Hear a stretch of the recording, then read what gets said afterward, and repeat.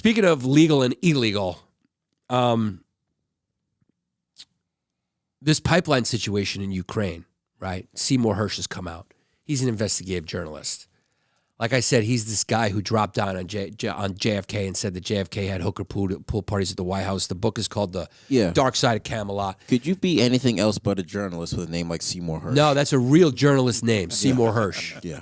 Seymour Hersh is you can't be a catcher with the name Seymour Hersh. Yeah, you're not going to hear with the first pick of the NBA draft, the New York Knicks select Seymour Hersh. Seymour Hersh. Isn't it weird, baseball names? You have Dusty Baker. Could you imagine, what is Dusty? How about Wade Boggs? Where do these names come from? Yeah. Don Mattingly. I don't know any guys named Don. Do you know any guys named Dusty? No. Have you ever met anyone with the last name Baker? Have you ever met anyone named Boggs or Wade? How about Kirby Puckett? Yeah. Dave Winfield? They're like just these crazy baseball names. Rick Cerrone. Have you ever met a guy with the last name Cerrone? Made for baseball, not for accounting, though. Yeah. How about some ones now? What do we got now? What are some good baseball names? How about Dwight Gooden? That's a baseball name.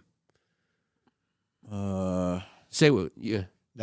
We dug Chipper Jones, but that's not his real name. Yeah. Craig Nettles. Do you know any Craigs? Mookie Betts. Mookie Betts. Yeah. I mean, Mookie Wilson. Steve Sachs. Steve Sachs. Mike Trout.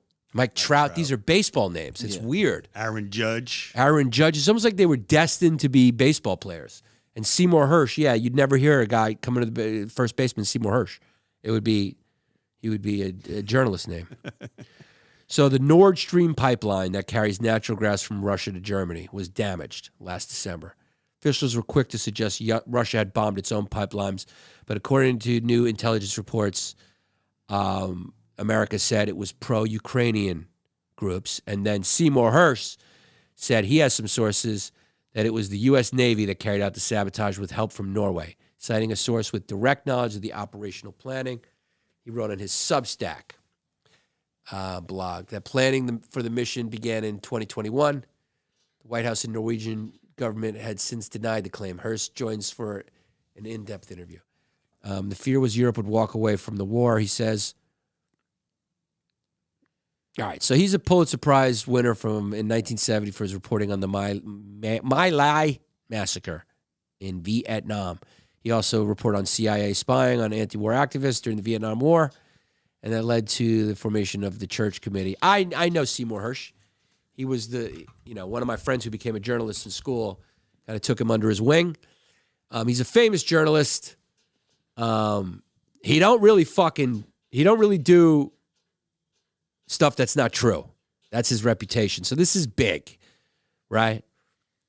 I don't know.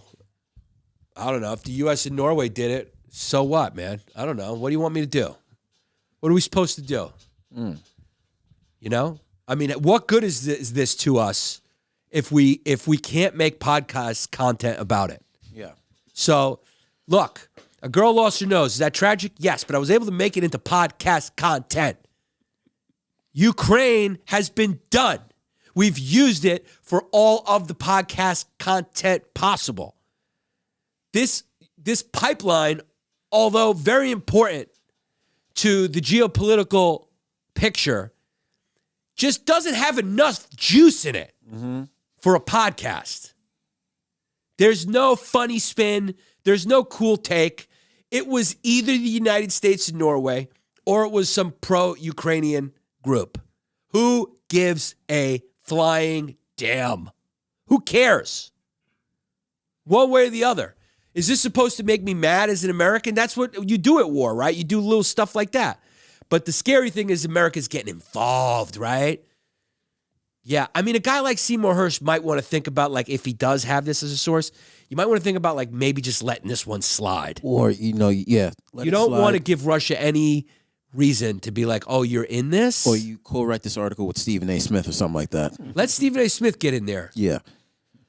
Or, Skip Bayless, be like, the pipeline was destroyed and it's because of LeBron James. Just a nice left turn Yeah. into sports would have been nice, is what you're saying. In his speech, the president called the pipeline attacks a deliberate act of sabotage. Now the Russians are pumping out misinformation and lies about it. Should we take that to mean that the U.S. now believes Russia was likely responsible for this act of sabotage? Oh, this is the interview. Well, first, Russia has done what it frequently does when it takes responsibility for something, which is make its accusations that it was really someone else who did it.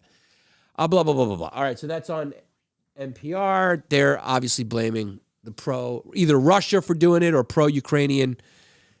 Because I heard the last thing was the intelligence was that it was some pro-Ukrainian group or whatever that damaged the pipeline. Who knows? Well, first of all, this is what he says, Seymour Hersh. I think the reporting really can be described as a friend of mine did.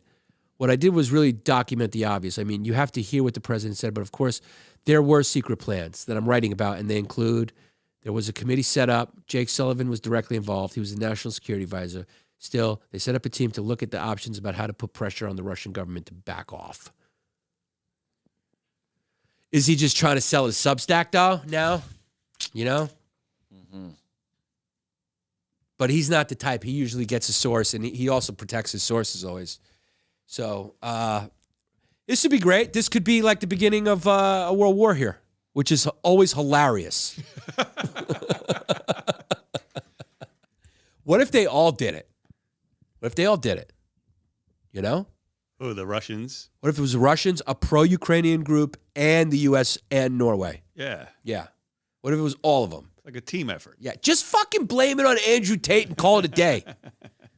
Just call it. You got him in prison already. Blame it on Andrew Tate. Right? Or you could just blame it on Antifa infiltrators.